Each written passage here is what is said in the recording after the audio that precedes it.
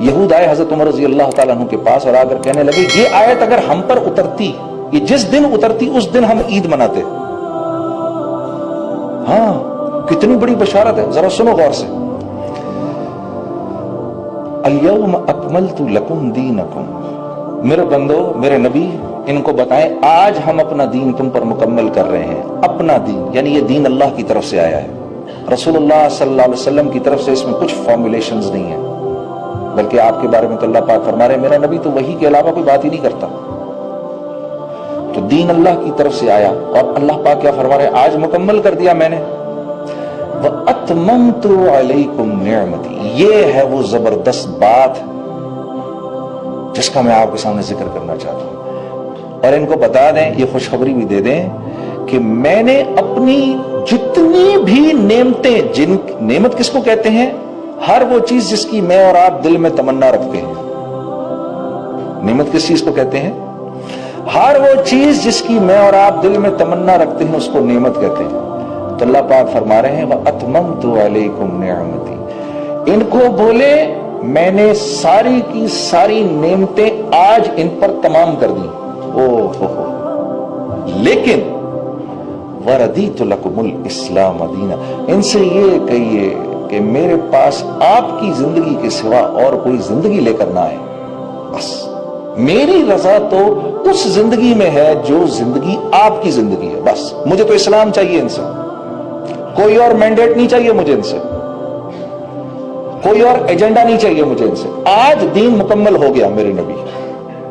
اور میں جتنی نعمتیں، اب نعمتیں کیا ہیں بھئی؟ ہم میں سے ہر ایک چاہتا ہے ہماری عزت ہو، ہم میں سے ہر ایک چاہتا ہے لوگ ہم سے محبت کریں، ہم میں سے ہر ایک چاہتا ہے ہماری اولاد ہماری فرما بردار ہو، ہم میں سے ہر ایک چاہتا ہے ہماری شوہر چاہتا ہے میری بیوی مجھ سے وفا کرنے والی ہو۔ وفا کا کیا مطلب؟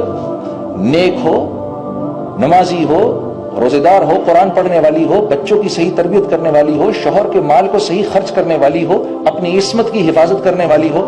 یہ ہر مرد کی اندر کی خواہش ہے میرے دوستو، چاہے وہ مسلمان ہے یا غیر مسلم ہے۔ ہر عورت کی یہ خواہش ہے شوہر مجھ سے محبت کرنے والا ہو، مجھ سے پیار کرنے والا ہو، صرف مجھ سے پیار کرنے والا ہو۔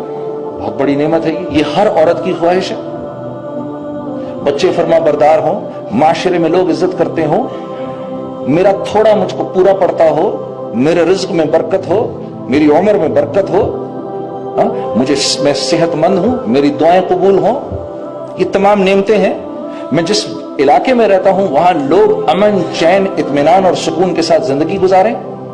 ہمارا حاکم ہمارے بڑوں کی عزت کرنے والا ہو، ہمارے بچوں کی عزت کرنے والا ہو، ہمارے بچوں پر شفقت کرنے والا ہو، مسلمانوں کے جان مال جو ہیں وہ دوسرے مسلمانوں کے ہاتھوں سے محفوظ رہیں، اور جو رعایا ہے وہ اپنے حاکم کی بات کو منوعاً ماننے والی ہو۔ یہ وہ تمام نعمتیں ہیں جن کی ہم خواہش رکھتے ہیں۔ اللہ پاک فرما رہے ہیں میرے نبی ان سے کہیے اتنا ایمان ضرور بنا لیں کہ میرے حکموں پر چلیں، میں ان سے وعدہ کر رہا ہوں یہ تمام نعمتیں ان کو دے دوں گا۔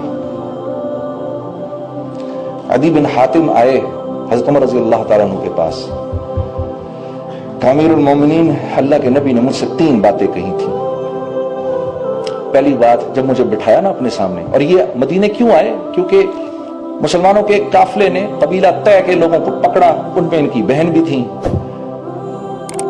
پکڑا، مال تو لے لیا۔ جب لوگوں کو چھوڑنے لگے، کیونکہ یہ لوگ لوٹ مار کرنے آئے تھے، مسلمانوں نے پکڑ لیا، تو چھوڑنے لگے تو پتہ چلا کہ بھئی حاتم تائی کے خاندان کی ایک عورت بھی ہے اس میں، عدی بن حاتم کی بہن ہے۔ تو مسلمانوں نے کہا کہ یا رسول اللہ اس کی وجہ سے کوئی بڑا ہم کو غنیمت ملنی چاہیے۔ آپ صلی اللہ علیہ وسلم نے فرمایا نہیں، اس کو چھوڑ دو۔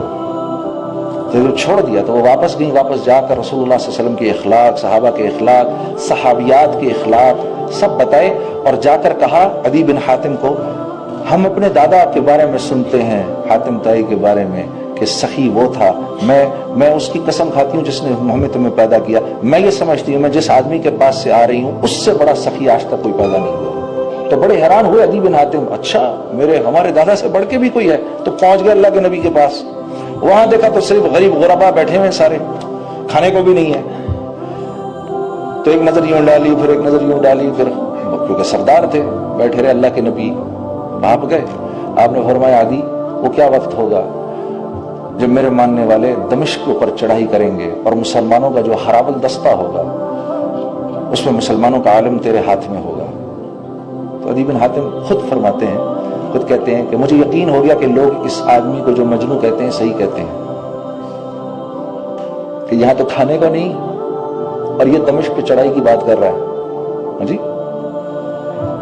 پھر کہا اچھا عدی یہ بتا وہ وقت کیا وقت ہوگا جب یمن سے ایک عورت زیورات سے لدی بھدی چلے گی اور مدینے آئے گی اور کوئی اس کو چھونے والا نہیں ہوگا.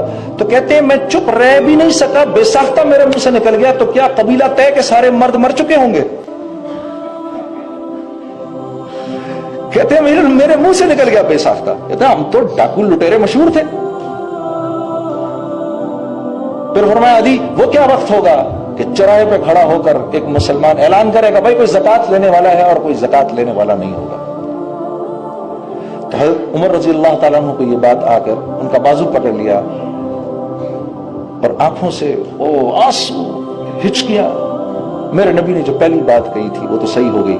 دمشق اللہ کے فضل و کرم سے آج مسلمانوں کی تحویل میں ہے، اور ہاں وہ جو حرابل دستہ تھا میں سب سے آگے تھا اور مسلمانوں کی فوج کا علم میرے ہاتھ میں تھا.